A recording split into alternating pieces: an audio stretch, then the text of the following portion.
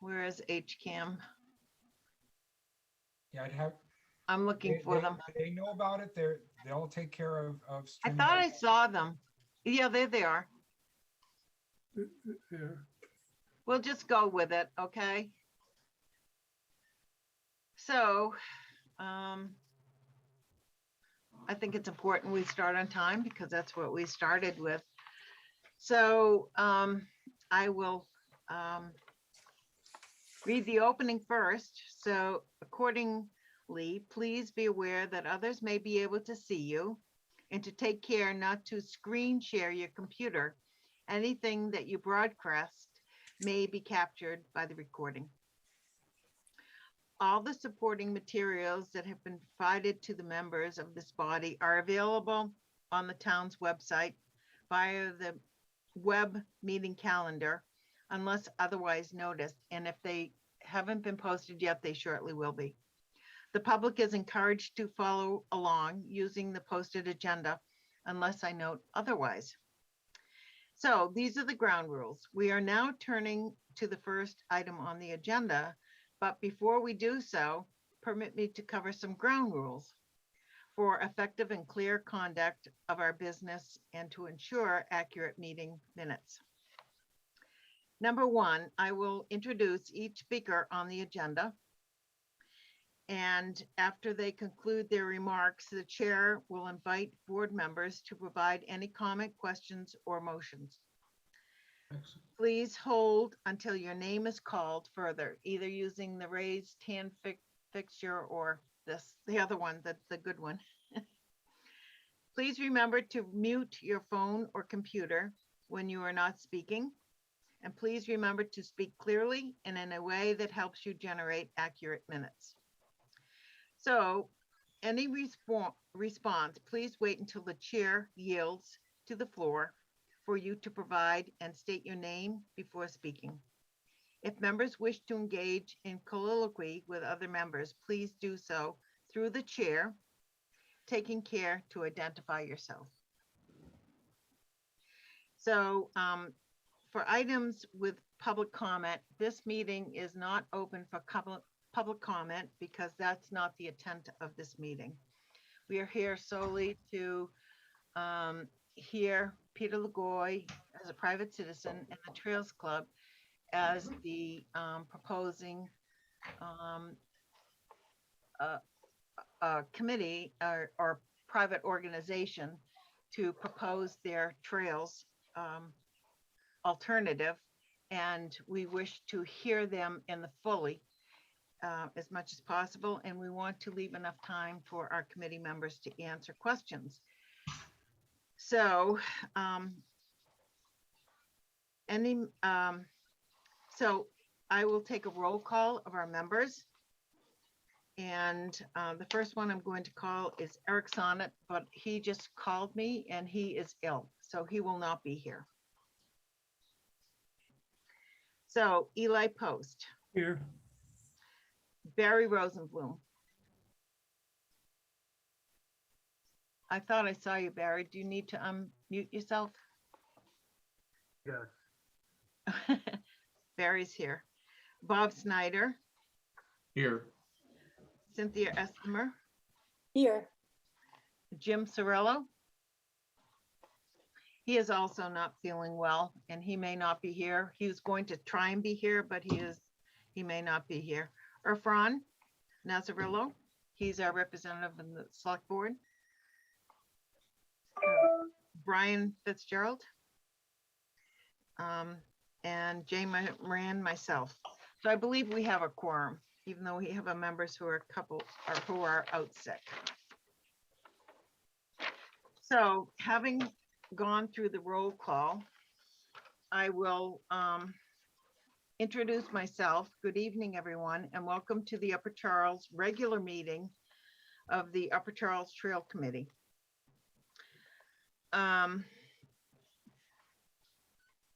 So we read the remote introduction.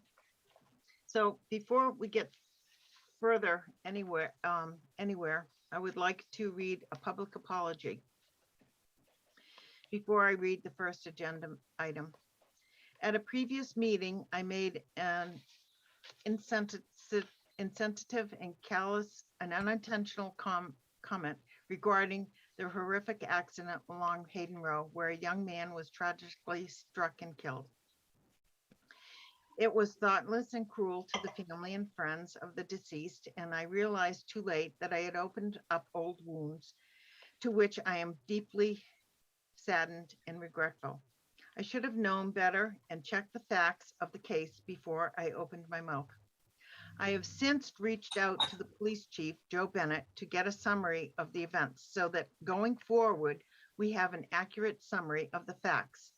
And not only this case, but the tragic accident also where a young mother was pushing a baby carriage and was struck while crossing the sidewalk by the EMC park entrance. I am waiting for both of those responses.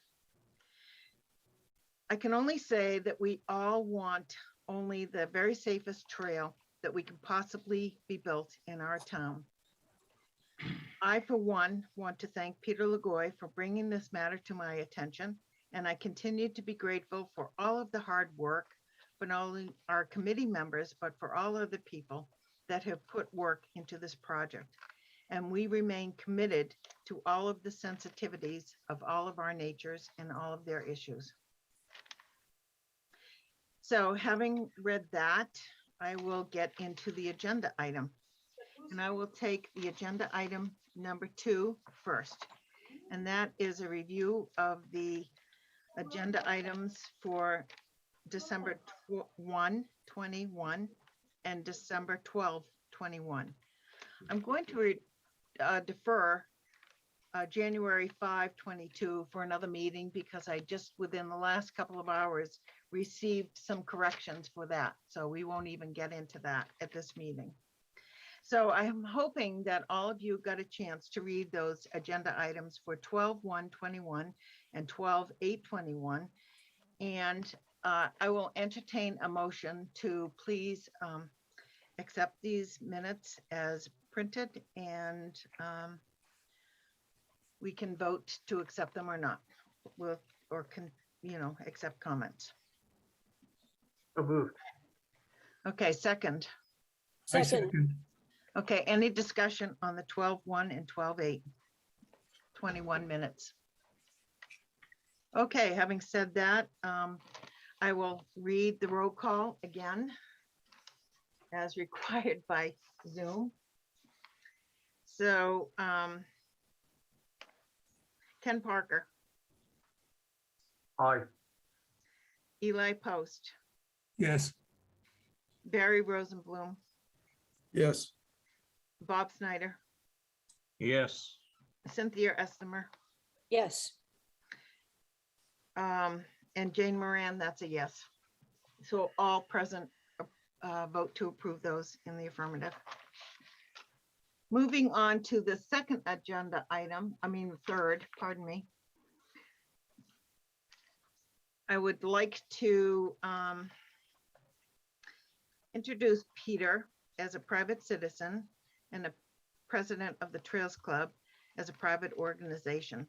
But before we welcome Peter, I'd like to ask to point out that, number one, Peter, your vision is very different than the town approved Upper Charles Trail Committee vision, and that you envision a recreational stone dust trail.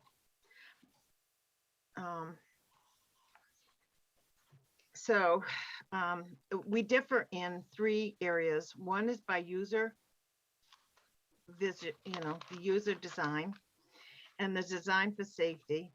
And we also are similar, or see our vision as similar to the Milford Upper Charles Trail. Yours seems to be, and correct me if I'm wrong, but more similar to the Holliston railroad bed that already had a subbase and was flat. And that is stone dust. Hopkinton will have a no subbase in most of our trail system. And we will have grade issues, and we will have connectivity issues, and we will have wetland issues. Because we do not have a pre-existing 7-mile abandoned rail bed to work with, as Holliston and Milford had, we have to design a system, a trail system that will incorporate a sub-base substance so that we can figure out how we are going to work around the wetlands issues and the grading issues. So years ago, back in 2015 and 2016, this committee actually looked very closely at your alternative and ran into roadblocks right away. There was private land acquisitions, and we had very old established neighborhood issues. Our vision is to invite as many people possible to use our trails. Again, we are looking to incorporate all abilities for handicapped people to use our trails, special needs people. We would like to incorporate and use and welcome in the community, the school community, the historical and cultural areas.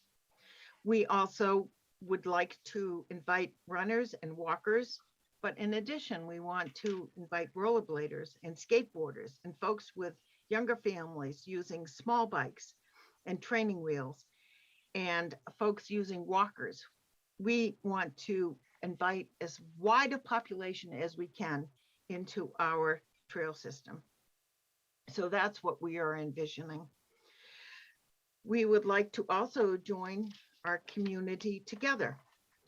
We would like to provide options for spur trails and to tie into neighborhoods. We envision this as a spine trail, our trail as a spine trail, with other options for other proposals with spur trails. And in my personal opinion, and the committee members can wheel in on this, but I envision your vision as a spur trail, a beautiful spur trail, but not as a spine trail. So our message here tonight is that we are here to receive your vision. We are open and we are willing. We want to get feedback after your proposal, and we want to be able to do our research. We want to collect information so that we can have the best trail system possible going forward. This meeting is not to be designed for debate or back and forth. There will be no action taken at this meeting, as it is designed to listen to your trails and the Trails Club vision. That is our primary goal tonight, to collect all of the information that you're looking for. At the end of your presentation, I will recognize the Upper Charles Trail Committee members' questions that they may have for you. And we've actually collected quite a few. At the end of that, the town staff and the engineers and our committee members will circle back to you because we may require more information for further details. So going forward with that, I would like to suggest that in the interest of time, Peter, that you keep your presentation limited to 45 minutes or 60 minutes. We do have a timekeeper so that we can remind you as we get closer to the end, so that you know the time limit, because we do want to leave enough room at the end for our committee members to ask their questions. And I hope that's acceptable for you. And again, we will circle back after the meeting. So with that, Peter, I welcome you to our meeting and look forward to the presentation. Thanks, Jane. And I certainly appreciate the opportunity to present this information to you.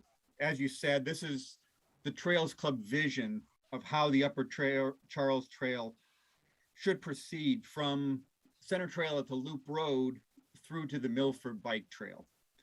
And as you pointed out, I'm speaking as a private citizen and as co-chair, not president, but co-chair of the Trails Club, which is a private group in town. There are two components of the vision, and these are derived in part from your December 8th meeting and the comments that were received in that meeting. One is regard to the overall approach, and the other is with regard to the route. I want to start off by talking about the alternative approach that we're looking at. We feel that a Class 5 stone dust shared use path or trail is more consistent with the needs of Hopkinton for a recreational use focused trail. It can be constructed at a lower cost. It can be constructed more quickly, and therefore is consistent with Hopkinton's history of community involvement. Let me share my screen at this point so we can kind of go through this material in a little more detail.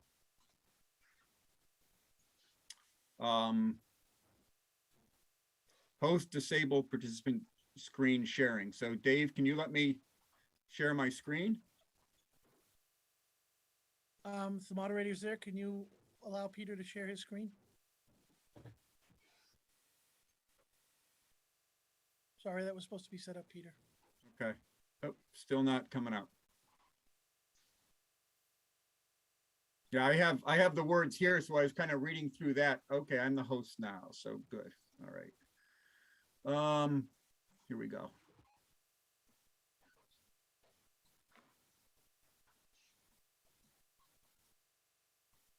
There we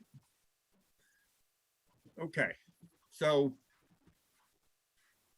in essence, this is what I've gone through. I think we can do a better, cheaper, and faster trail with a slightly different approach. So what got me thinking about this was, again, what I heard at that December 8th meeting. We all heard Robert Weideneck say, who's a trail expert, formerly from Beals and Thomas, but who did the Holliston Trail, say that stone dust trails typically cost 1/10 of the cost of asphalt trails. And we also heard either there, or it may have been earlier, but that the cost of the surface is only a small component of the overall trail costs. And that was from VHB, who's also a well-respected trail builder. Now, I've heard those two for years and always thought one was right and the other was wrong. And I think what I've come to realize in thinking about your, oops, as a host, I have to omit people, thinking further about it is that both are actually correct. And so how can that be? And what I wanted to do, and I know you guys, your committee has good information from VHB on the costs of their trails, but what you probably don't have is the cost of stone dust trails. So I wanted to kind of go through that in a little more detail for you. So these are Hopkinton's trails. We built 5 shared use paths. These are Class 5 stone dust trails in Hopkinton, and totaling about 2.25 miles, $340,000 roughly for the whole thing. So on average, $150,000 per mile. How does that compare to other similar stone dust trails? Well, you heard Robert Weideneck again on December 8th say that $50,000 a mile is what it costs for Holliston. Medfield's currently working on one, and their estimate is $180,000 per mile. Robert obviously has the advantage of being a professional, so his volunteer time is different than my volunteer time in terms of what he brings to the trail. And the contributions probably as a result, cause that lower cost. But at the end of the day, I think it's around less than $200,000 per mile for a stone dust shared use path. So what about the costs for what I'm calling a DOT preferred, the asphalt paved path? And I say DOT preferred because that's typically the source of the money for these bigger trails, the trails that we're talking about here, Department of Transportation funds. So Beals and Thomas, Robert Weidenich, and VHB are actually kind of in agreement on this, about $2 million per mile. VHB's recent estimate that they provided as part of the CPC package was about 2.3 million per mile. So in that range. You've also heard lower estimates, about $1 million a mile. By way of kind of comparing this to other costs, a typical road costs about $1,000 a foot, so roughly $5 million a mile. And when you think that these type trails are really a mini road in terms of level of complexity, a factor, and they're less than half the width of a road, 2 million a mile seems about right. So summary of cost for the DOT preferred asphalt paved trail, about 2 million per mile. That sounds about right. And what that means is that Robert Weidenich's statement that a stone dust trail is about 1/10 the cost of a asphalt paved trail is pretty much correct. So what about the VHB statement? Why such a difference? So stone dust trails follow state guidance. So they have to meet ADA requirements, Americans with Disability Act requirements. They have to meet town requirements with regard to wetlands, Conservation Commission issues, so on and so forth. But it doesn't have to be to the level of detail that you see in a DOT preferred asphalt stone use, shared use path. Those are basically a public works project. You're building a mini road with all the complexities inherent in building a mini road. That means detailed survey. That means wetlands mapping. That means a 10% design, 25%, 75%, and 100% design. Typically, these projects go out to bid. So you have a big engineering package that goes out into a formal bid project. Whereas a stone dust shared use path typically can be more of a design build approach. The engineer's right there with the constructor. Here, the engineer is handing off to the constructor. You've got DOT oversight, and when it comes time to actually construct, you have extensive stormwater management to deal with, fencing, signage, a whole bunch of other things. As an example of some of these costs, you saw this slide at the December 8th meeting with about the same level of ability to read it. And I think that wasn't the point of the VHB person when she put this up, and it's not my point here. The idea is that this is a matrix of all the factors that were considered in determining particular routes. There's 19 factors here. This is the kind of thing that DOT would absolutely love, and they would typically require. So they like this kind of stuff, 19 factors to consider. But let's take a look at what those factors break down to. So 19 factors, oops, over jumped there. These are just 8 of those factors. We're building a trail here. Do air quality impacts really matter? Noise impacts, do we care? Whether or not something's on the National Registry of Historic Places, these are all things that are really critical if you're building a road. You want to make sure, for example, that your cars aren't going by a residential neighborhood in a way that's going to adversely affect them. But that's not really an issue when we're building trails, whether that's a asphalt paved shared use path or a stone dust shared use path.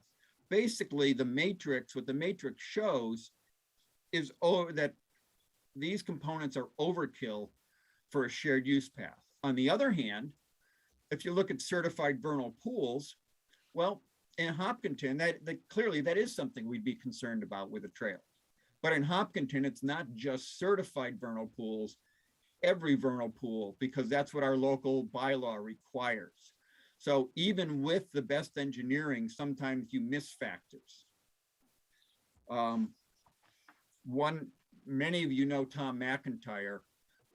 With regard to this issue, the only time Tom McIntyre was one of the happiest people I knew, in terms of he always had smile lines on his face and was just really pleasant to be around. The only time I ever saw him angry was discussing engineers who had criticized his material when it was used on the loop road, because as you may know, the loop road has always had its problems with washout. That was an engineering problem. So even with good engineering, you can still have problems going forward. Another example of some of the reason for the difference in cost. The top picture here shows kind of what you would expect from a surveyed plan, with each of these flags representing where you might be doing a survey point. You would have surveys on that 50-foot right-of-way. In the middle of that, you'd be likely taking core samples every so often, every 100 feet or so. Purpose of those is so that you have an estimate of how much material is going to be needed. You've got to put this out to bid. You have to be able to give the contractor some idea of the total amount of material that's going to have to be addressed.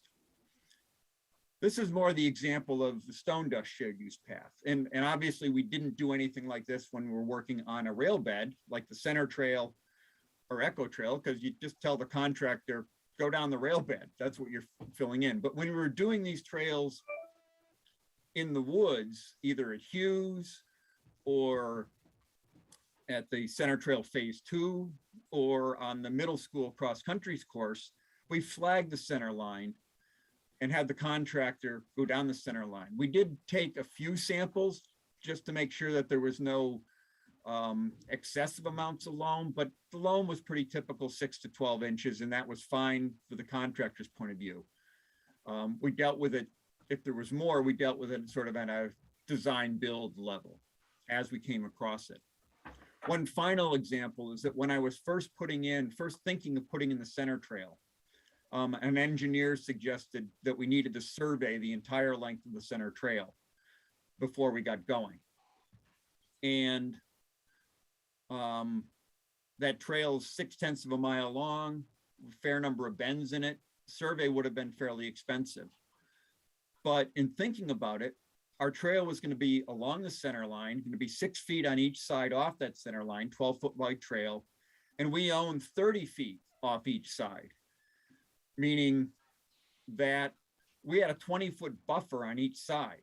And as long as we were on the center line, we were nowhere near the edge of the property. We didn't survey that. We probably saved tens of thousands of dollars as a result of that activity and not surveying it. All those things add up, and the construction adds up. So to why a stone dust class 5 shared use path can cost 1/10 of what the DOT preferred asphalt class 5 SUP will cost. So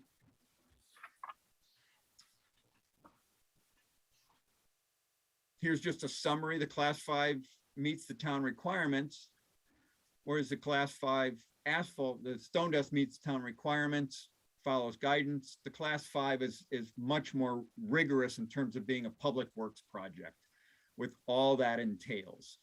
And you get up with a cost of about $2 million a mile. Now the cost to Hopkinton, if you're going for TIP funds, is going to be lower than that.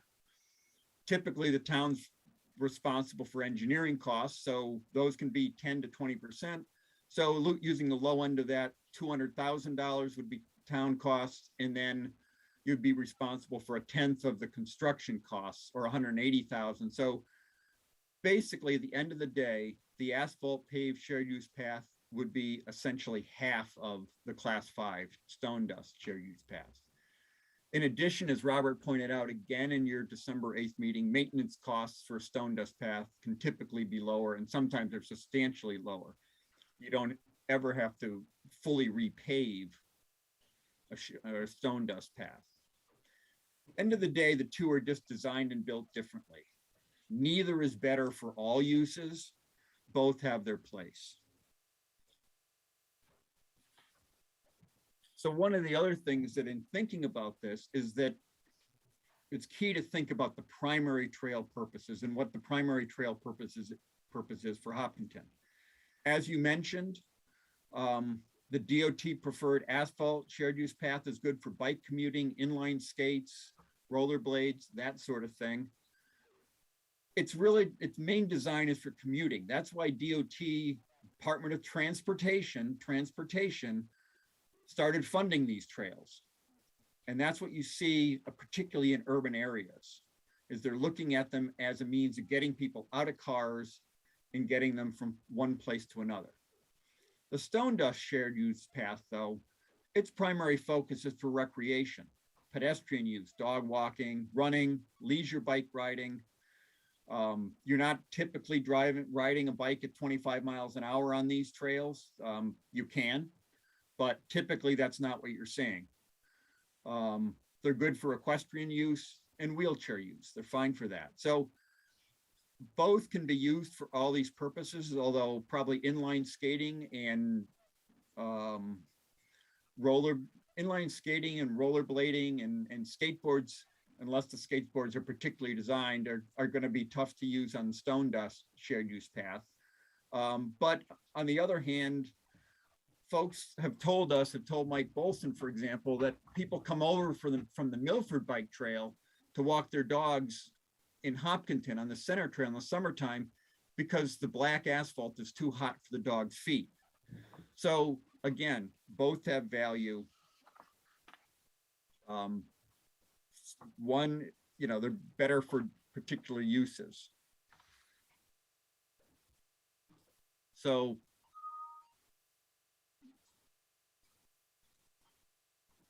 again, Stone Dust shared use path, a recreational focus, meets the town needs. And I would say if you want examples, the Hopkinton Trails, Holliston Trail, and really the Milford Trail are examples of recreational focused trails. Milford is obviously asphalt, but I would argue that trail is not really used for commuting. If you want examples of DOT preferred asphalt shared use paths with a bike commuter focus, I think you can look at the Minuteman Trail, the Bruce Freeman Trail, and other more urban trails. I think these are overkill for Hopkinton. And I think it's important to think about that because I've been on the Minuteman Trail, and anyone who's walked in the Minuteman Trail, you have to be spending time looking over your shoulder for bikers because the bikes are going 25 miles an hour down that trail. And they're commuting. They're getting from point A to point B. They're not there recreating on that trail. And if you're pushing a stroller and your dog's on a lead and is across the trail, there's going to be a problem. I think the trail use that we're talking about for Hopkinton is much more consistent with a recreational use trail like what you see in Hopkinton, Holliston, and Milford in terms of its use. I would also add here that with regard to the Upper Charles Trail conceptual plan, your conceptual route going down Hayden Row with multiple crossings and various roadway issues, etc., I would think the DOT preferred asphalt shared use path would be a better choice for that particular route and that particular alignment. I'm not saying I think that's what's better for Hopkinton, though. So in summary, with regard to the approach, for Hopkinton, I think a recreational stone dust class 5 shared use path is a better recreational focused use for trail for our town. Think of the Hopkinton, Holliston, and Milford Trail versus Minuteman and other urban type trails. It's better for us in terms of cost, roughly 1/10 of the cost for the overall funds, roughly half the cost when tip funds are factored in. And then finally, in terms of timing, a stone dust shared use path construction, not planning and design, can start in 2022. The DOT preferred shared use path, you'd be getting in line. And I think VHB estimated 2027 in that process. So 5 years of difference. Finally, there's the Hopkinton factor. Hopkinton has a long history of design, build, volunteer work on construction projects. And it's not just on the existing trails. I'm thinking here of West Main Street and the plantings that went in there, the gazebo and the folks that built that trail or built that structure. And finally, even the fountain on the common, where one of your members, Mr. Sonic, along with Mr. Wiseman, are the ones who maintain and were responsible for putting that in and keeping it working for us as a community. That's part of our community heritage, and I think that's an important thing to think about. So, summary conclusions on approach. Moving on to the route. So the Trails Club alternative route breaks down really into three pieces. The north section, which is the section from the end of the center trail by the Loop Road, around west of the Charlesview neighborhood. The middle section, which is consistent with where our two routes agree, and that's going from Hughes south down to cross Granite Street and along Milford's property over to Echo Trail. And then the southern section where the alternative goes down the existing Echo Trail, crosses a piece of private property that we're in the process of trying to purchase, goes in front of a couple of houses, and then ramps up to a bridge, a pedestrian bridge over the roadway. So starting from the north section, and let's see how clear this is. Let me see if I can share. Here, this may be easier to see. So what we're talking about, this is the center trail. Can you all see my pointer? Not yet. Can you see the map? Has it come up yet? Oh, yes. Now Map is there. Okay, and the I pointer? see the pointer, yes. Okay, good. So that's the center trail. Here's where it hits the loop road. So this is a trail that's not constructed yet, but we're planning on constructing in 2022. We'd see the Upper Charles Trail coming this route, following along here, crossing over. This is the new Charlesview development. Houses have yet not been started in there. Crossing over that and through here. This is land that is going to be donated to the town as open space as part of this development. Your cursor isn't moving, Peter, or maybe that's a north arrow. Okay. Yeah, so we're not seeing the cursor actually. Right. So I'll leave the cursor alone then. So you can see where it says Stone Dust Pending 2022. Can you enlarge it? Because it's too small to read the letters. Maybe make the presentation full scale. Is there a way to do that? Run slideshow. Yeah, run slideshow. Peter, I think you're not sharing what you think you are. You're sharing the slide, but you want to share a separate map. Okay. All right. Yeah, I'll go back to the slideshow. Just a reminder for everyone who wants to make a comment, please go through the chair. Sorry.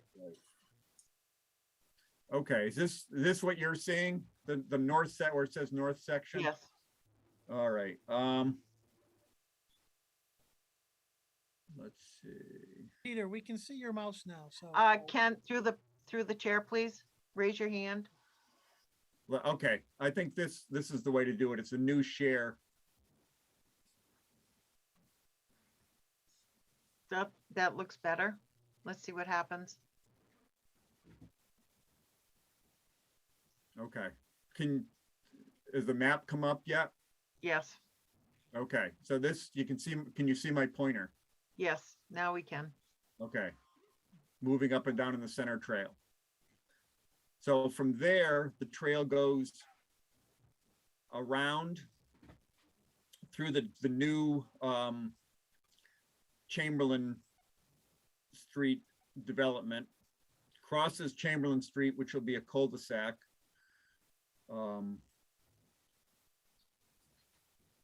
Again, enters this land here, which is open space that's going to be donated to the town. Then goes onto this property, which is the Colella Sisters property. Goes through a little bit of the Churco property, connects here. This is town land. This is the solar field, the Churco solar field, more town land, more Churco land, and then this is the Gorman property before reconnecting to town land. I should point out that the route that's shown here is really a rough approximation. It is not in any way any sort of final route. The actual route will be determined based on landowner considerations, topography and wetlands, and then concerns by the abutters. The hope would be to work with the landowners and topography and wetlands, come up with a couple of options to the trail, and then bring that to the abutters. And putting on my other town committee hat, chair of the Trails Coordination and Management Committee, one of our jobs has been to facilitate just that sort of outreach. And I think we would have a role here in making sure that the abutters got to hear about this route and what's going on here. So I should also point out that the access to the trail is pretty limited. It would be at that Chamberlain Street crossing here. There is parking for the trail up around the loop road at the right in this area by the other center trail.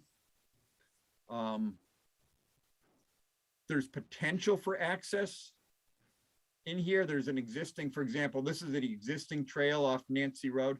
I would note this is Mr. Sonnet's house. So that existing Nancy Road that people use today, although the Colella sisters have posted it,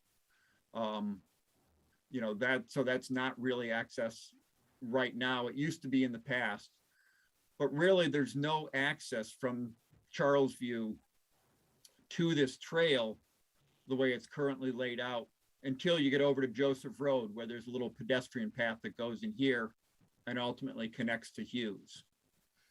And I know the neighbors in the past have been concerned about folks coming in, parking in the neighborhood. I really don't see that happening. There's parking at Echo Trail. There's parking at the Hughes Trail. Anyone coming from either other areas in Hopkinton are more likely to go to those points. They're really, at this point, any access to the Charles View neighborhood would be something that would need to be worked out with the Charles View neighbors. There's really no access at this point. You see down here, one of the questions that we run into is Mr. Gorman's property. And I'm going to go back, I think, to the PowerPoint.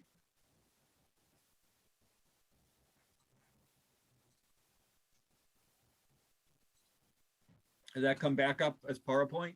Yes. Okay. So at Daniel Road, there are a couple of alternatives. The desirable alternative is to go and cross the Gorman property land. We've reached out multiple times, Mr. Gorman, have not had luck getting in contact with him to this point. Having said that, the land is Chapter 61 land. And what that means is that the Gormans were taxed lower on this land, or this land was taxed at a lower rate in return for the town having right of first refusal on the land. So the town will have the right to buy this land at some point in the future. Having said that, and having no contact, we needed to look at another alternative. And that other alternative is Alternative B, which uses roadway easements that the town already owns in land that we own and crosses Daniel Road. It's not ideal, and it's not ideal for a number of reasons. Obviously, because we don't want to impact the neighbors if we can avoid it. But it's a cul-de-sac with traffic limited, but this cul-de-sac is also not ideal for topographic reasons as well as wetland reasons, not just because of the abutters' concerns, although that's pretty high on our list of concerns. We would always look. Excuse me for the interruption through the chair. Just want Mr. Legoy to know you have about 15 more minutes. So I want to make sure you get it all in. Thank you. Pardon Yep. me. Thank you, Thanks. timekeeper. Okay. Thanks, Cynthia. So, so here's again, a little closer picture of that. This would come down between two houses, that the land here, this is town-owned land. It's shown on the town GIS as Mr. Churko's land, but that's not in fact the case. We also own a right-of-way over Mr. Churko's land.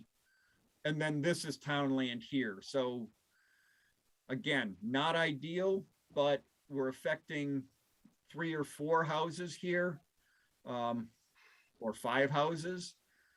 And as an alternative, compared to affecting at least 15 folks on the Hayden Row right-of-way, I think it's certainly an alternative that bears thoughtful consideration.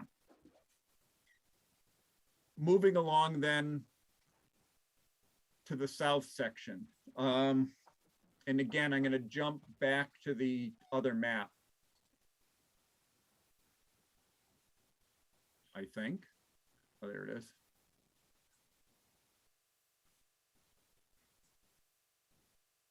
All right, has that come up? Yes. Okay. So, as I said before, we're in agreement on this stretch. This is coming from the Hughes Trail and going along Granite Street to Echo Trail. From Echo Trail, we extend south down the existing Class 5 shared use path, go through, this is town-owned property. This is a little piece of property that we're looking to purchase. There's enough upland there for a trail. Go across in front of 2 residences, 2 new houses, in front of some driveways.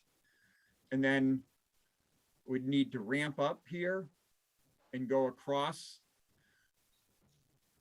Route 85 here to connect at the town line to connect with Milford. This would require a pedestrian bridge. And I know I know the Upper Charles Trail looked at that and got an estimate. That estimate was actually for down here. And I think that was for $2 million. I don't know what the actual cost is. That would take an engineer to do, but I have looked at the actual bridge cost, and an 80-foot bridge with 8-foot railings, and 8-foot railings are required over a public way like that. And a 10-foot wide trail is $30,000. So that's the cost of the bridge. You've got ledge on this side. So it's not a height issue. The ramp is over here on this side. I suspect that in building that ramp and putting in the $30,000 bridge, you're probably going to spend over $30,000 on police detail. So the bridge is only a small component of that cost, but I think the costs, when you start comparing the cost of going from up here, this is completed trail, plus this bridge, and comparing it with going over this section, for example, which is about 150 feet of ponded water right now, that's going to require a pretty substantial bridge to cross.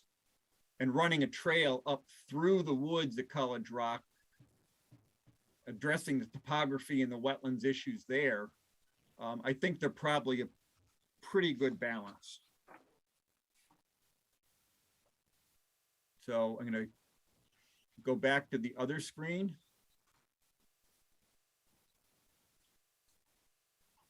So the benefits, to summarize the benefits of the alternative route: no crossings of a major roadways, and that's a biggie in terms of enhanced safety. I think everyone agrees with that.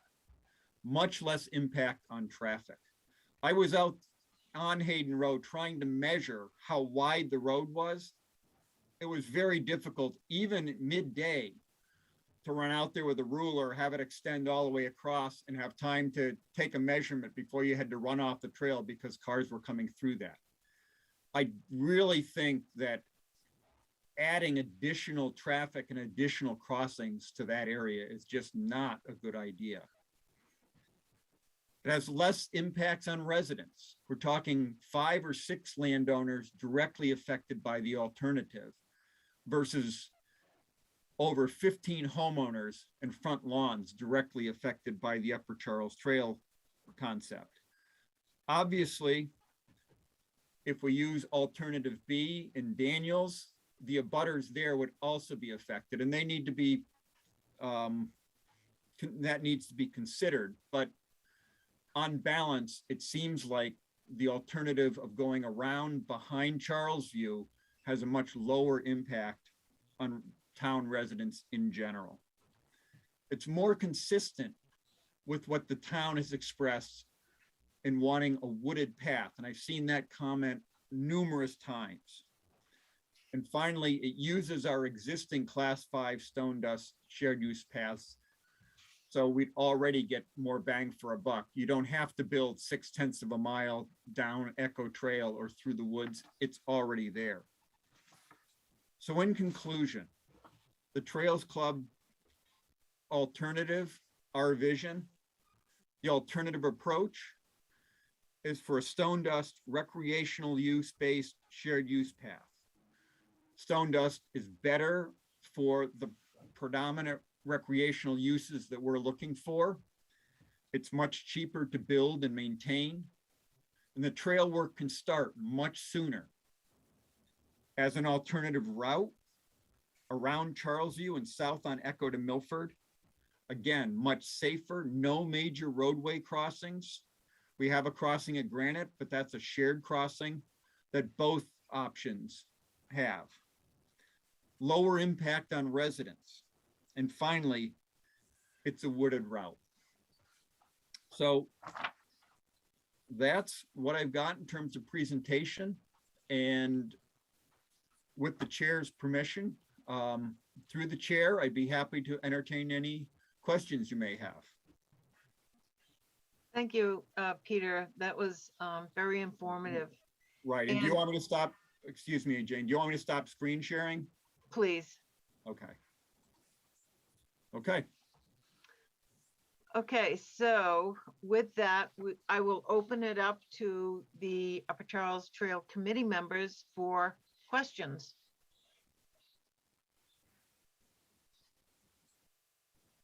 Do I see any hands, or am I gonna? Eli, Jane, can I Yes. speak? Go ahead, Eli. Peter, what are the land area requirements for the bridge abutments? I ask because DOT built a bridge over Route 2A, which is kind of an equivalent situation. Right. And are very substantial bridge abutments at both ends requiring right, major land. yes, and so those bridges, as I understand it, are built to allow car travel over them as well as bike use. So they're designed to have emergency vehicles go over them. But they're pedestrian bridges. Right.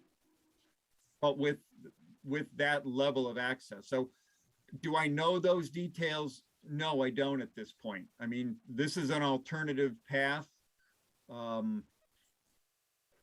You know, we certainly didn't have time to get into the engineering at this point, given that your conceptual plan really came out in November. So we're starting to look at some of those sort of things.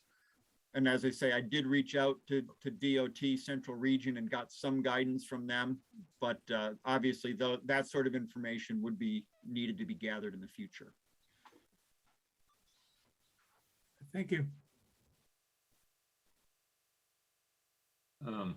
Any other? Bob, yes.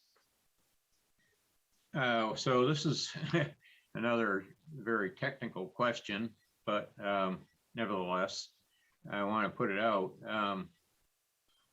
I kind of like your alternative route, by the way, and I'm not going to comment on the surface issues, but wouldn't the ideal place for that bridge, were we to do that, be right exactly at the entrance to that Milford parking lot? So that we have one intersection there that's busy and only one.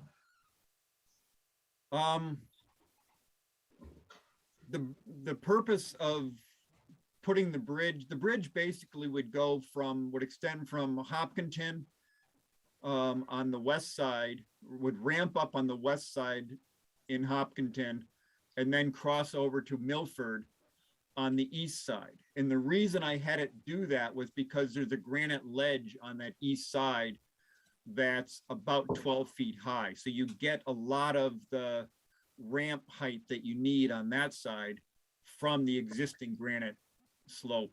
That's why it would make sense there. Pedestrian bridges and having them be valuable is an art all in and of itself. There have been plenty of bridges that have been put in that aren't used by pedestrians. Pedestrians still cross at grade. So you need to make sure that that pedestrian bridge will be used by its intended target and that people aren't still scurrying across the road and getting at risk of getting hit by cars. I think this crossing and this bridge meets the criteria that suggests the pedestrian bridge would be used by pedestrians. They would avoid trying to cross the road. And there's a number of reasons for that, but I think this is the right place for that bridge, and I think it would be used.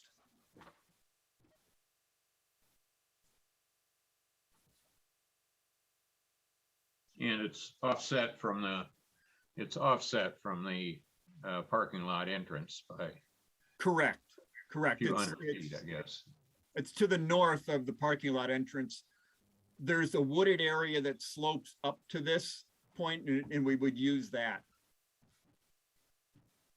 Okay, thank you. Jane, Yes, Barry? go ahead, Barry.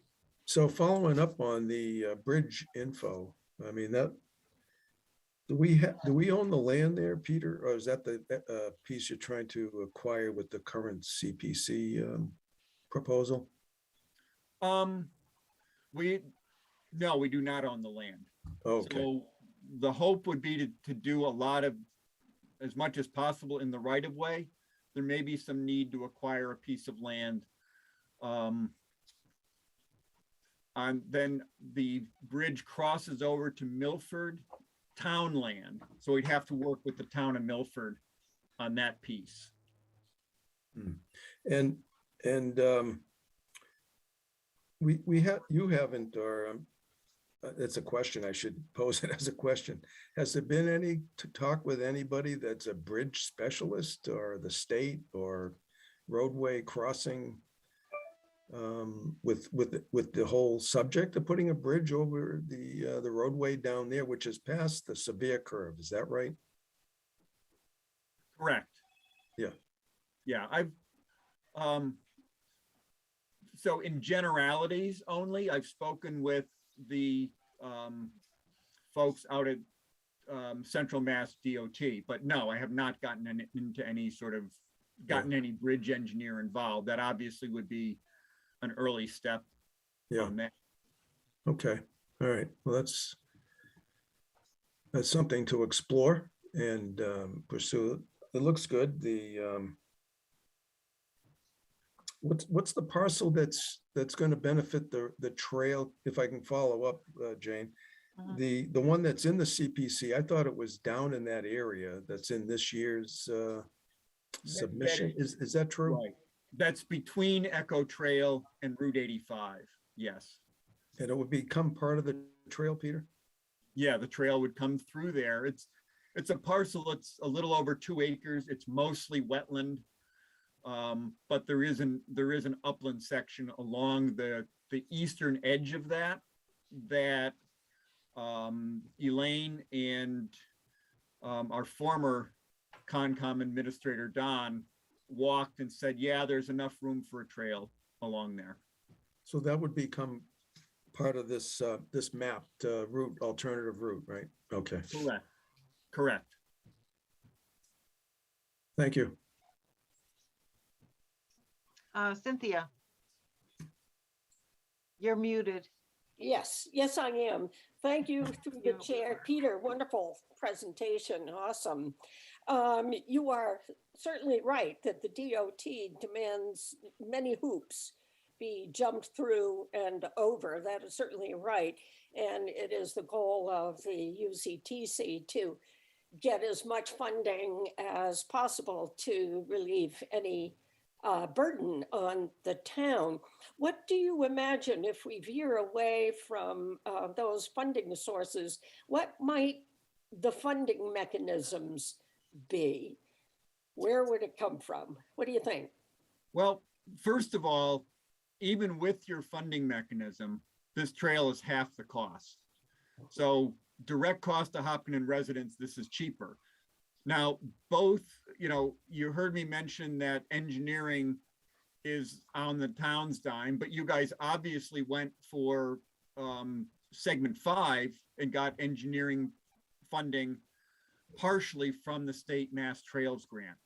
So the Mass Trails grant is one obvious source of funds. There are other sources of funds for this kind of trail, including DOT TIP will support and pay for the stone dust trails. Now, do we want that as a town? Do we want that level of oversight / I would say overkill? I suspect we probably don't.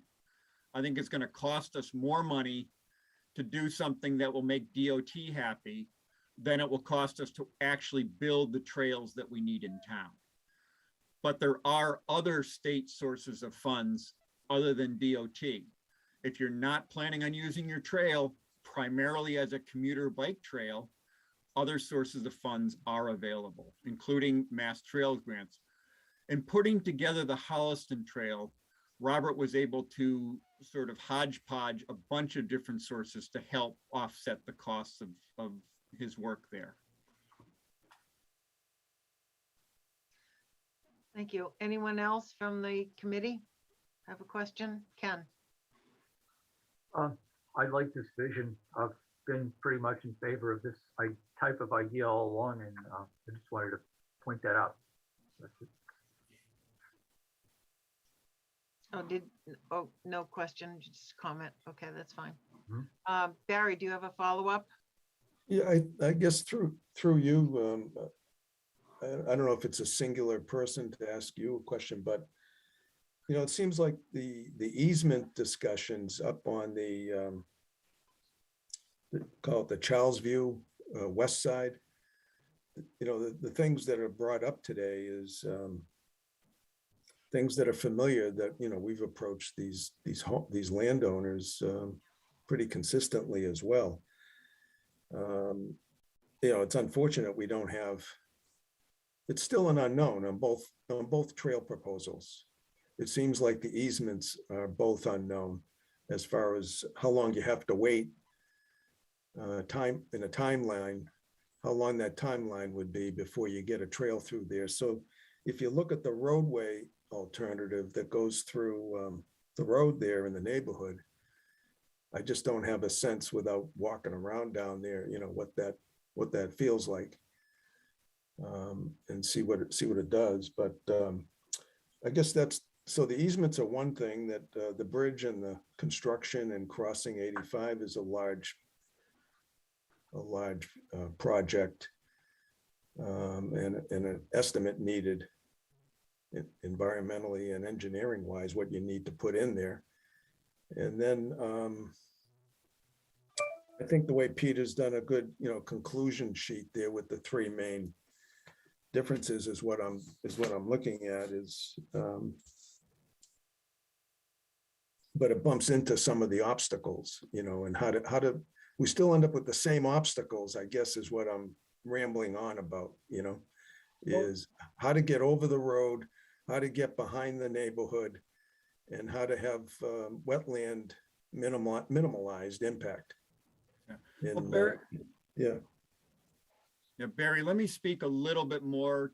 I didn't get into specifics on the west of Charles U route, but we have spoken with both Mr. Churko and with Dale Danahy, so of the Colella sisters. So the owners, those two owners that we absolutely need to have to make that route work. And both are willing to continue discussing easements, purchasing options back there. So both of those are willing to talk to us about there.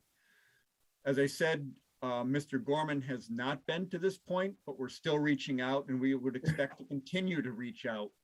But his property is not necessary to make this route work. And again, as an alternative, compared to the alternative of going down Hayden Row, I think this is a real positive alternative that, as I said, really requires some thoughtful consideration. And I would submit has substantially lower impacts and comes much closer to the wooded trail that the town has been talking about than, again, going down Hayden Row Street. Okay, any other committee members before I start my list? Jane, can I, Yes, Eli. Peter, I don't, one of the property owners you mentioned is someone I had occasion to chat with about 2 years ago, and I was explaining the trail to him, and he said he wanted no part of it and hung up on me. So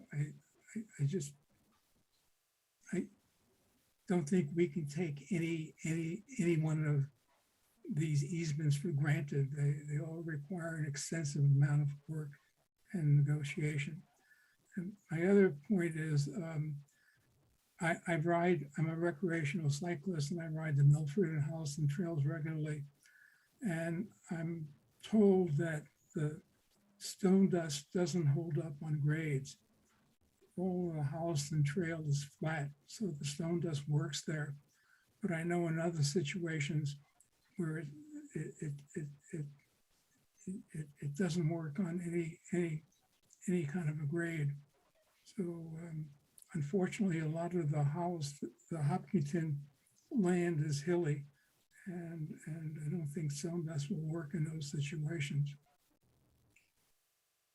Yeah.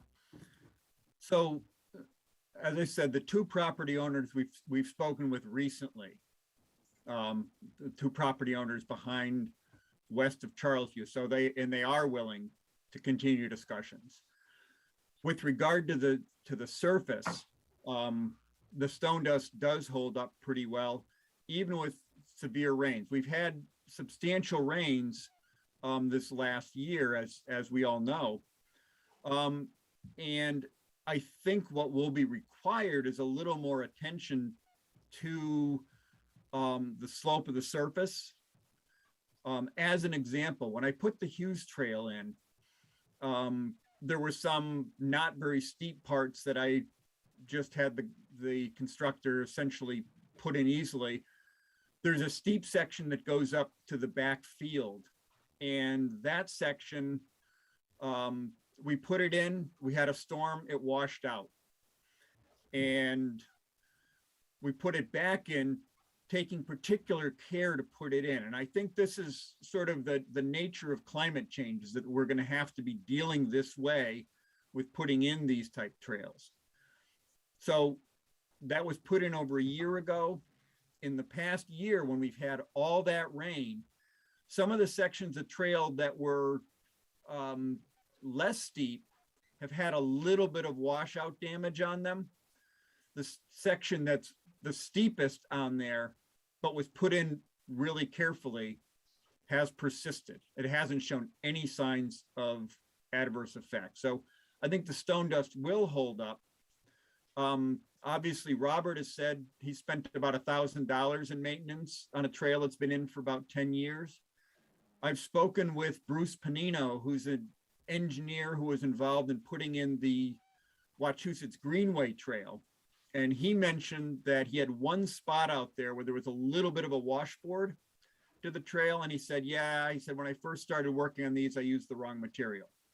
And that was 15 years with a really slight washboard. I mean, walking over it, you couldn't even notice it. But he said, yeah, on a bike, you can feel it a little bit. So you have to be careful, but they do last. And the other side of that, of course, is that if you go down to the Blackstone Valley Trail, or you go out to Northampton and ride on the trail out there, you run into these huge bumps because the roots are trying to push up through the asphalt. And the cost of fixing those is very expensive. You basically have to repave sections of the trail, and at $5 a square foot or $7 a square foot, it's not cheap. Okay, any other committee members? Okay, yes, Cynthia, you're muted. Thank you very much. To Peter, I have such a hard time trying to wrap my mind around the $200,000 per mile to $2 million per mile in terms of building a base. And I think of going through a wetland and things like that.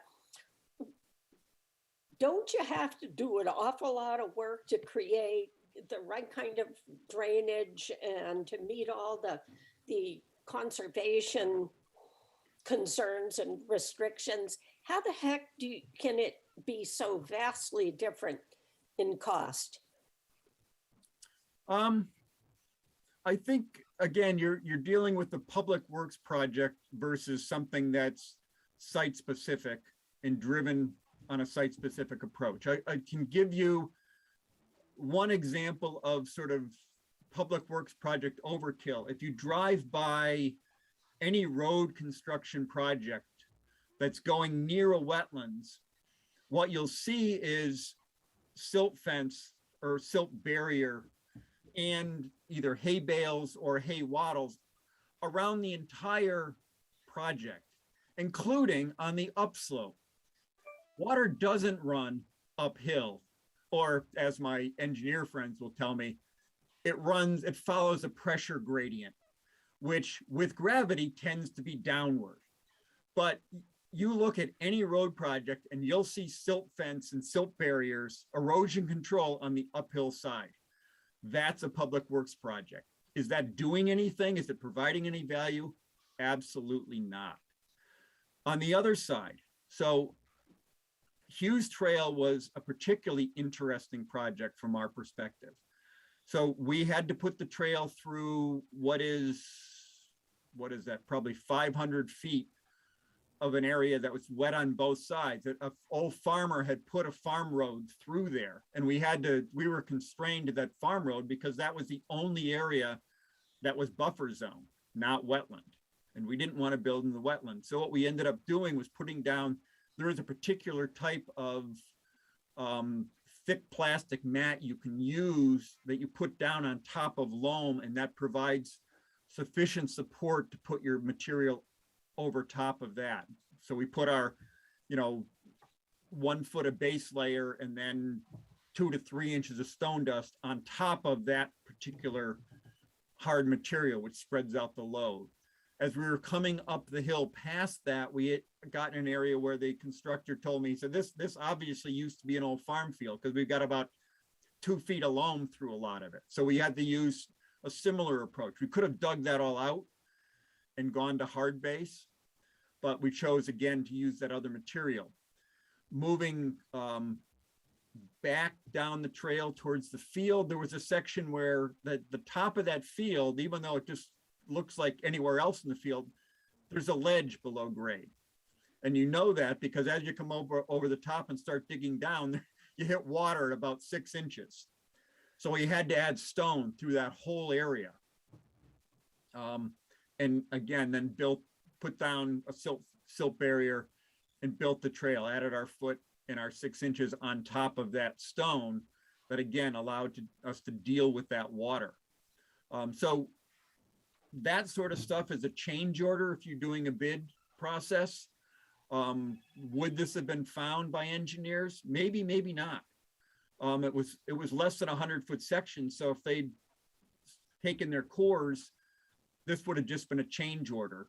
And again, those are the kind of things that add to that $2 million. And those are the kind of things that we can just deal with in the field pretty cheaply when you're working on building the trail in place. Thank you. All right, anyone else from the committee? Okay, thank you. I think I'll just dive into the other questions that I did get from other committee members. And so the presentation seems to be all about stone dust, but you don't mention that the material does not hold up well on grades above 1 to 2%. How do you respond to these issues? And specifically, what are the grade issues? What are the highest grade? What is the range of grade issues on your total proposed trail, if you've done that research or not? I have not done that research, but other people have. Chuck Daughtry and I were at the Mass Trails Conference pre-COVID, and there are ways to deal with steeper grades. As I mentioned, certainly the trail going up to the Hughes Farm backfield is probably pretty close to a 5% grade, pretty close to what the maximum grade we'd want to get from an ADA perspective. And that trail has in fact held up pretty well. We had to properly crown it and properly pitch it so that it's dealt with the water. And I think, as I said, I think considering climate change, I think that's going to have to be the norm going forward, is to pay a little more attention to this. But those are certainly things that folks have dealt with and can deal with. Thank you. So the next question is, the Trails Club states that the land around Charlesview is a mix of wetlands and hills that would need to be addressed. Can you outline specifically on your map where the wetlands are, how large, and are there any vernal pools or wet all year long? I don't know the details. I don't know the details on that right now. I know most of the wetlands are behind the houses, and then the increased topography is as you get away from the houses. And I think the residents there, looking at those solar panels, wish that wasn't the case. But you know, that would need to be addressed in more specifics, obviously, to use that route. Sure, thank you. So the next question is, in the Charlesview area, can you outline where the hills are? What are the elevations? And do you know what the existing grades are along your proposed trail alignment that would be through this area? Again, we haven't gone into specifics. I know Chuck Daughtry has walked out there and has a better idea than I do, I think, of where all this is, but I've certainly walked it in the past, and I think a trail is doable, but it's we don't have the specifics on that yet. Chuck did put together a couple of maps showing a little bit better options, but again, the process would be work with the landowners, work with topography and wetlands, work with the abutters, and then come up with a route. Okay, thank you. And just as a reminder to everyone, we're not taking any public comments or questions. This is strictly for the committee members to be asking questions that I've gathered from them. So my next question is on fact sheet number 4. Are the costs listed hard numbers or estimates? And where do these numbers come from? Sheet number 4 being the On center. the fact sheet number 4. Fact sheet number 4. You All right. provided the fact sheet. Yep, I have the PowerPoint presentation. Is that the center or the cost for the various trails in Hopkinton? It was in your packet. You provided a fact sheet. Right, I provided fact sheets With the hard numbers. for the committee, but all I have with me right now is the PowerPoint presentation. Okay, no problem. So Moving on to the next question. Has the Trails Committee done a study of the location for a possible bridge over Route 85 and the cost estimate? So have you done a study on that? Not the Trails Committee, but the Trails Club. And as I said. That's what I mean. I'm sorry, I'm and misspoke. as Trails, I said, right. Trails Club. Okay. As I Trails said Club. in response to Barry's, and I think Barry's and Eli's comments, we certainly have not done that yet. We've got Okay. some idea of the bridge cost. We've got some other ideas, but this would certainly take, Okay, so no preliminary. study. Okay, no worries. My next question is, are there any bridges in this area that the Upper Charles Trail Committee can check out that are similar to what your vision is? I'm not familiar with any right now. I think typically the bridges have been more the bridges like over that Eli was talking about over Route 2 and Route 9. Those are the very massive bridges associated with this sort of trail. Okay, That's that's fine. I got a comment here through the chairman. if I No. may. No, okay. All right, just a minute. So can you please identify using the town GIS parcel numbers for all non-town owned properties that you can perceive your plan to utilize? All non-town owned parcels that you perceive that you will be using on the town GIS. Can you provide us with those parcel numbers? Certainly. Okay, If you you particularly, don't need to do that now. You right, can if you follow provide me up. the question, I can absolutely get those for you. Sure, well, we can follow up, we can circle back. So, do you have a list of all the properties not owned by the town that your proposed trail impacts? And could you point them out? And again, could you email the parcel numbers information to the committee? And also the town engineer, because we're trying to keep a list of all of our comments and questions at your earliest convenience. Could you do that?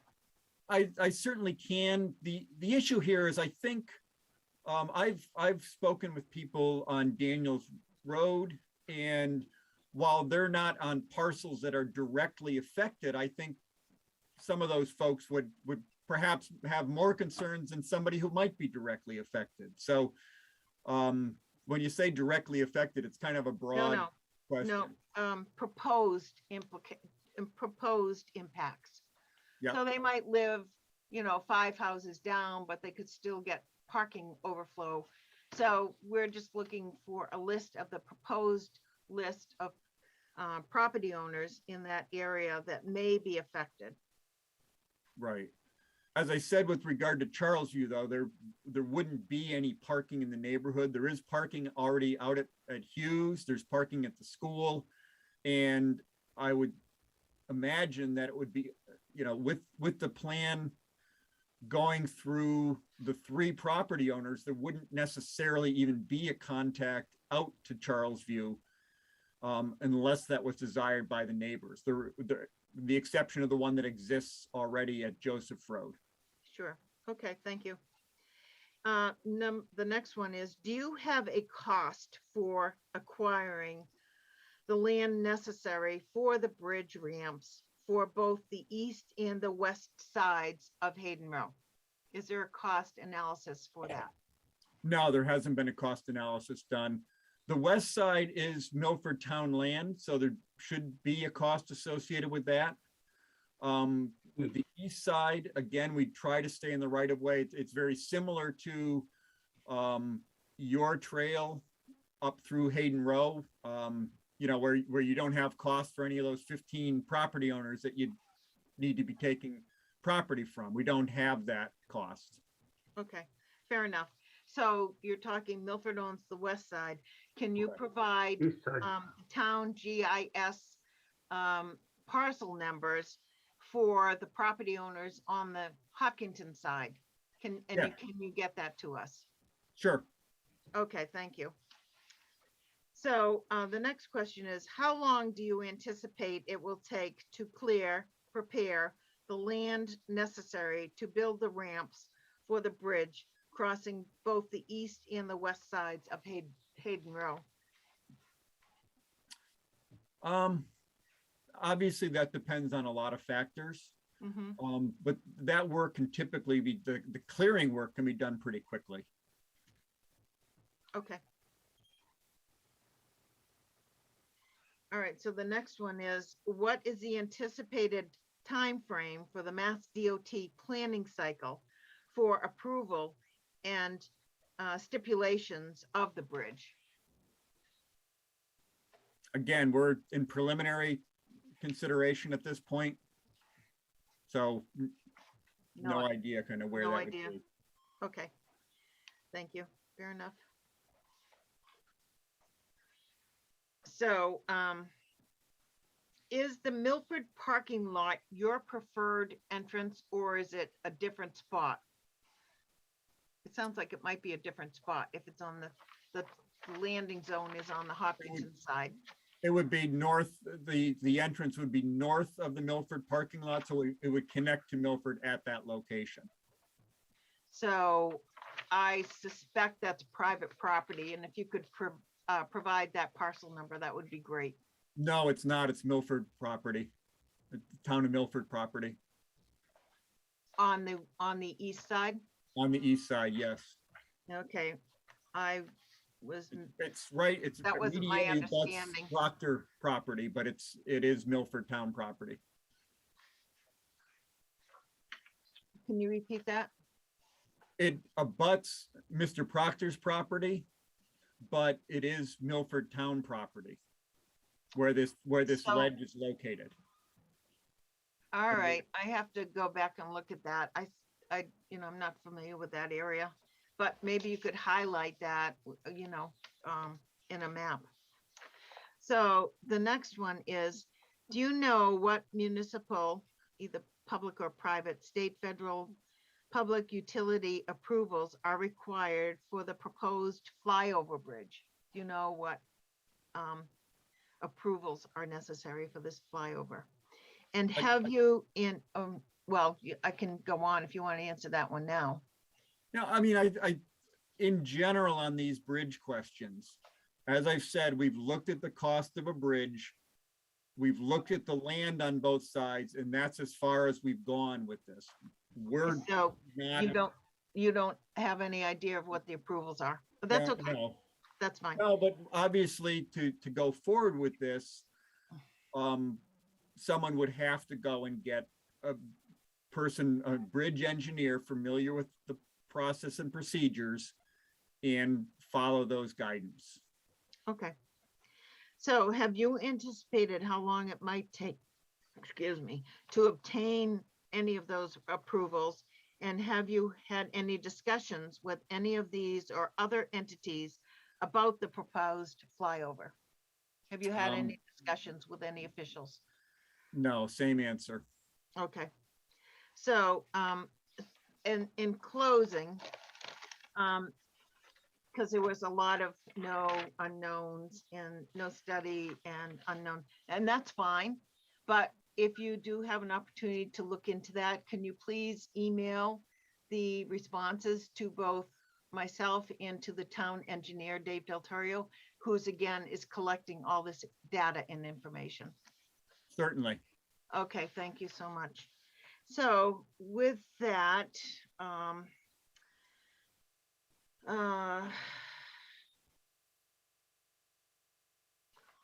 would check my notes here. I will thank you very much, Peter, for your presentation. I know it's been a lot of time and effort, and we really appreciate it. And I think this whole process is going to be a betterment for the town because we all want the same thing. We want the safest, best available route possible. And it's only through,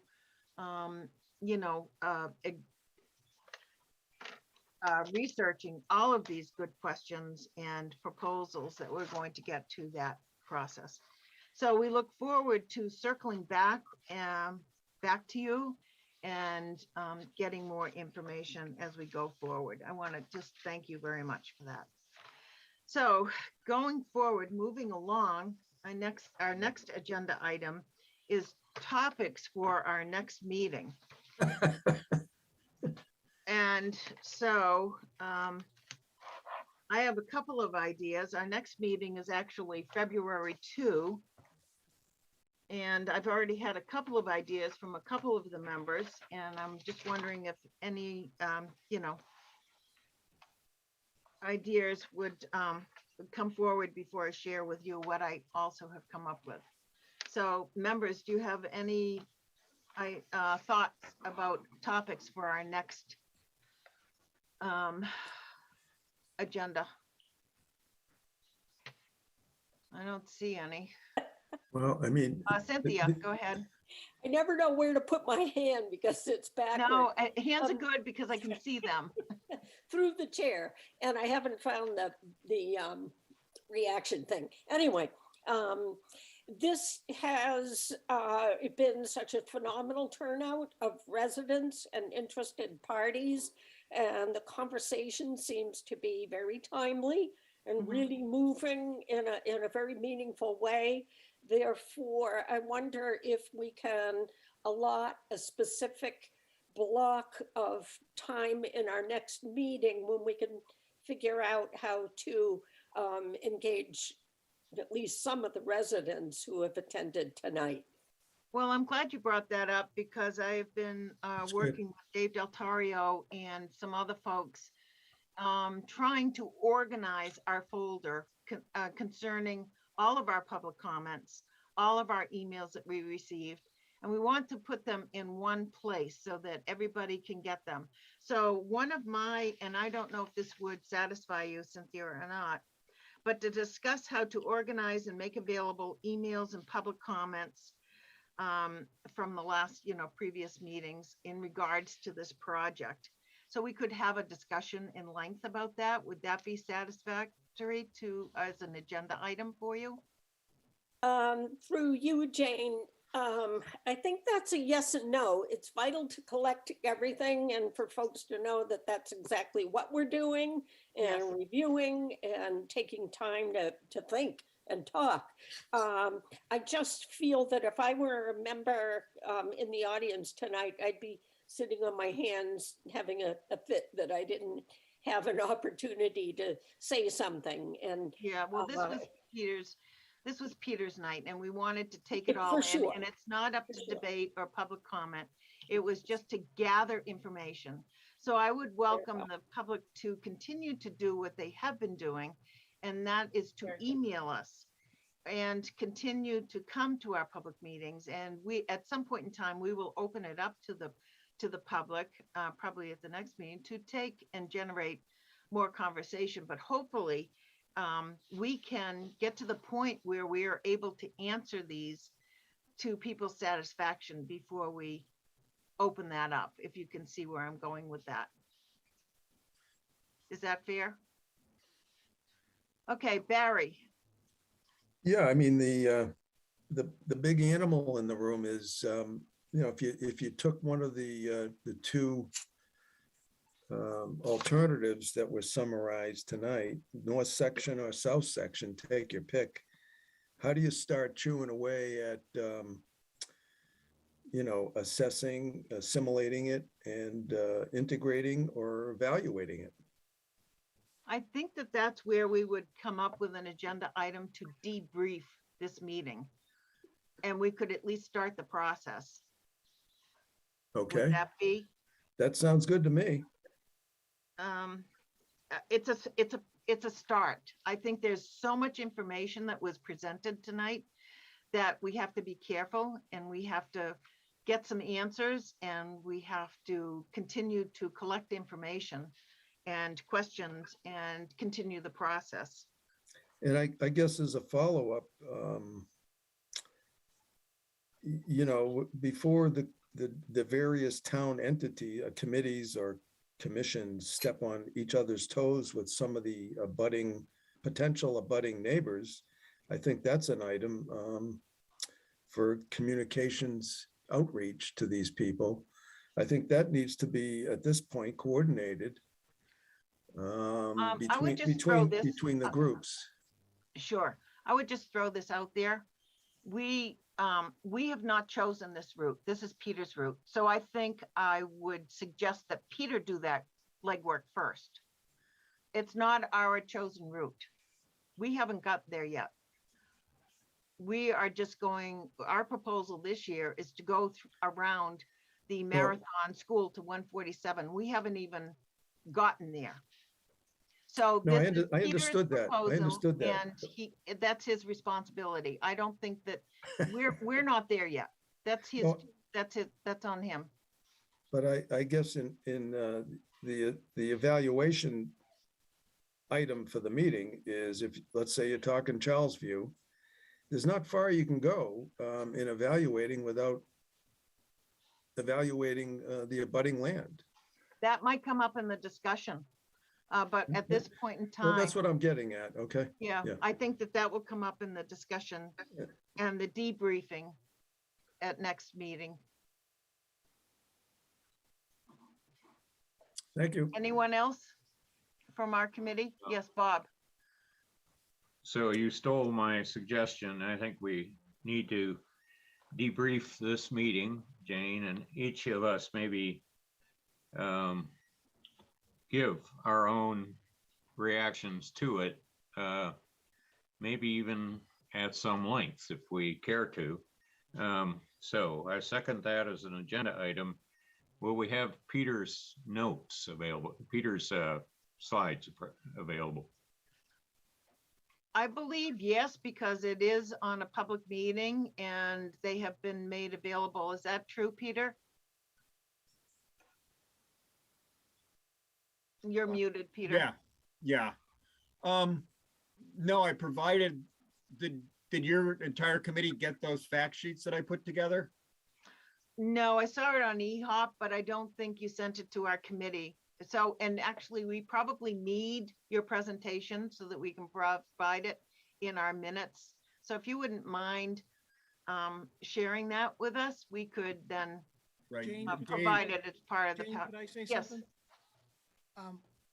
The presentation that Peter presented tonight, what was provided to your committee?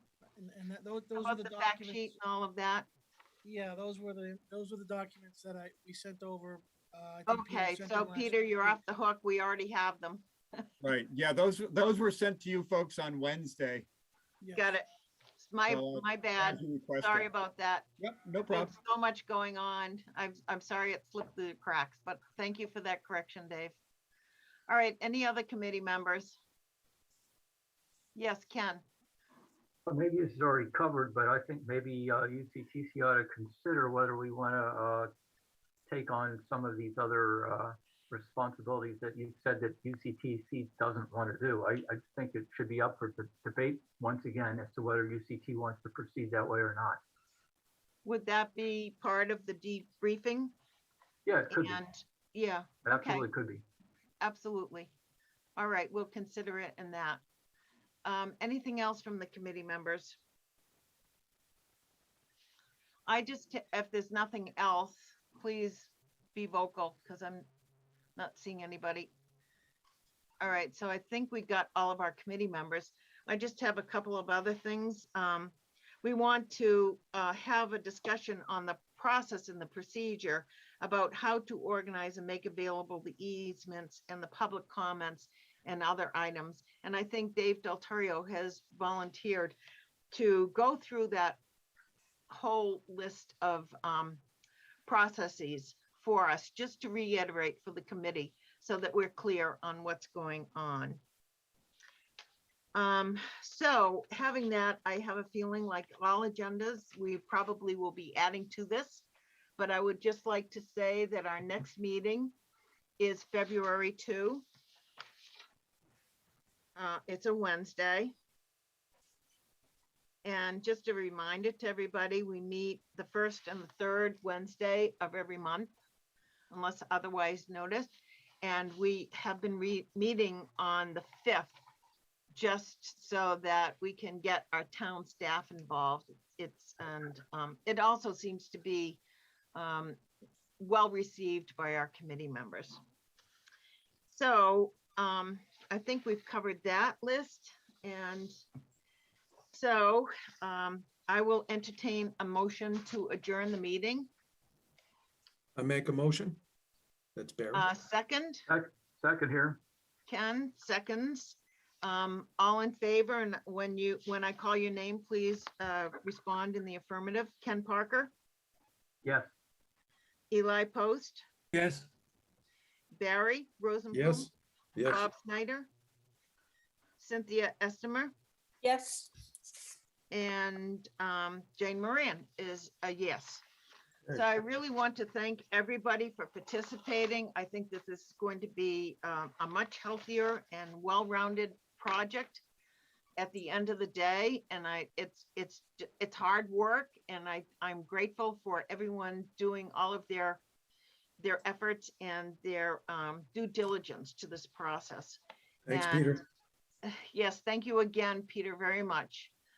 And with that, I adjourn the meeting. Thank you all for coming. Thank you all. Yep, bye-bye.